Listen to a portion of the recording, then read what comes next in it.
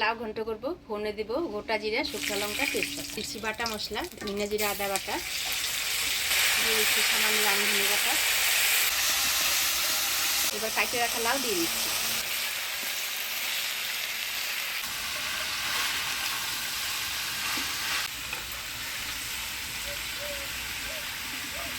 দিয়ে দিচ্ছি লবণ, হলুদ, কাটে রাখা কাঁচা লঙ্কা। লাউর সাথে মশলা দিয়ে ভালো করে নাড়াচাড়া করে নিলাম। এবার ঢাকা দিয়ে দিই। লাউটা খুব সুন্দর মজে গেছে, একদম কুচি লাউ, খুব সুন্দর মজে গেছে। আর আমার শাশুড়ি মা কাইটেও দিচ্ছে একদম জিরার মতো করে, নাড়াচাড়াতেই মনে হয় যেন মজে গেল।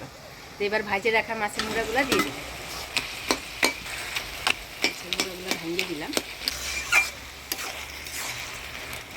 লাউটা দেখো কি সুন্দর মজে গেছে, বললাম লাউটা ভালো, একদম কুচি ছিল তাই না তো লাউটা। মুড়াটা দিয়ে ভালো করে নাড়াচাড়া করে নিলাম। এবার আর একটু ঢাকা দিয়ে দিই। লাউ ঘন্ট হয়ে আসছে মাছের মুড়ে দিয়ে।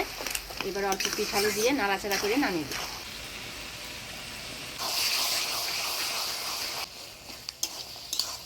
হয়ে গেল মাছের মুড়া দিয়ে লাউ ঘন্ট। এবার নামিয়ে নেব।